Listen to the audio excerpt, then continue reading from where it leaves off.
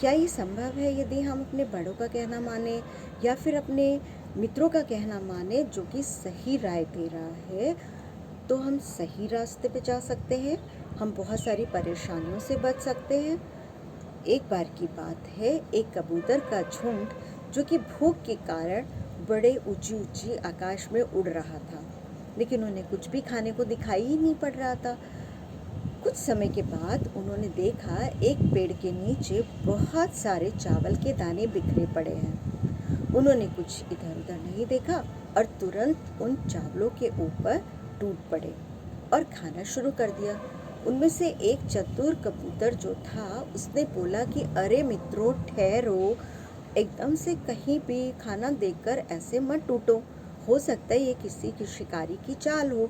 पर सारे मित्रों ने कहा, अरे भाई, हमें भूख लग रही है, तुम्हें भूख नहीं लग रही है तो कोई बात नहीं, तुम अपने नियमों को अपने पास ही रखो। वो चतुर कबूतर कुछ भी नहीं बोल पाया और सारे कबूतर खाना खाने शुरू हो गए, चावलों के दानों को खाना शुरू कर दिया। और थोड़ी ही देर में उन्होंने महसूस करे कि उनके पैर जो हैं किसी जाल में फंस चुके। अब जब जाल में पैर फंस चुके थे तो चतुर कबूतर ने फिर से सलाह दी कि सारे पक्षी एक साथ उड़ेंगे, एक ही गति से उड़ेंगे। तो सारे कबूतरों ने उसकी बात मानी और सारे कबूतर एक साथ उस जाल को अपनी चोंच में दबाकर और पंजों में जब दबाकर बहुत ही जोर से आकाश के ऊपर उड़ते गए, उड़ते गए, उड़ते गए। तब शिकारी ने देखा कि अरे, ये जाल सहित सारे कबूतर उड़ गए और इतनी ऊंचाई में उड़ गए, अब तो वहां तक मैं पहुंच ही नहीं पाऊंगा। और उस चतुर कबूतर ने बोला, तुम लोग उड़ते चलो जब तक कि मैं तुम्हें नीचे उतरने का आग्रह ना करूं। कुछ समय के बाद उसने सारे कबूतरों को बोला कि अब इस पहाड़ की चोटी के पास जो पेड़ है उसके नीचे सभी पक्षियों को एक साथ उतरना है। सारे कबूतर एक साथ धीरे धीरे स्पीड में एक पहाड़ के पास एक पेड़ के नीचे उतरे।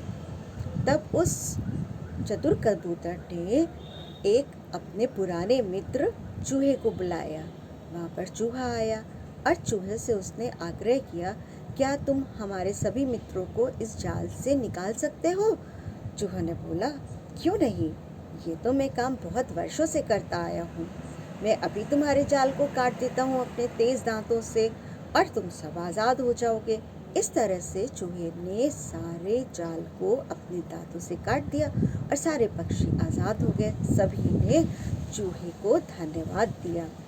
तो इस कहानी से हमें शिक्षा मिली कि हमें हमेशा अपने मित्रों की सही सलाह को मानना चाहिए और मुसीबत के समय धैर्य से काम करना चाहिए। सभी को एकता के साथ काम करना चाहिए, एकता में बल होता है इसीलिए। और चूहे जैसा मित्र की तो कोई गिनती ही नहीं है। यदि सच्चा मित्र हमें सच समय पे मिल जाए तो हमें बहुत सारे दुखों से बाहर निकलने में मदद मिलेगी। यदि आपकी कोई पसंदीदा कहानी है तो हमें लिख दीजिए, मैं आपको सुनाऊंगी। And don't forget to like, share and subscribe. Thank you, धन्यवाद।